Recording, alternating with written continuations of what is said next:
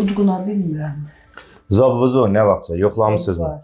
Nə vaxt yoxlamısınız axırıncı dəfə? Axırıncı dəfə. Analiz uzi. Keçən il bu vaxt. Qalıb sənədlər.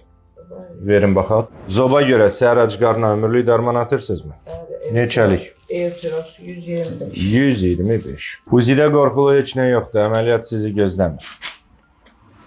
Hiperteriozdur məndə. Hiperterioz. Giper deyil, gipotireozdur. Sizin qalxan vari vəzniniz işləmir. O darman ömürlük. Qorxusu yoxdur, problem olmayacaq inşallah zob tərəfindən. Sadəcə o darmanın dozası önəmlidir. İndi sizi yoxlayıb dozanı təmizləyəcəm, yanaşı 2-3 dənə darman yazacağım. Deyin şikayətlərinizi. Hal-hazırda nə narahatçılığınız var?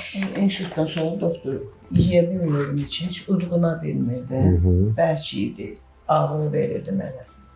Aradan biraz keçdi, getdi. Amma indi yenə təzədən başlayıb.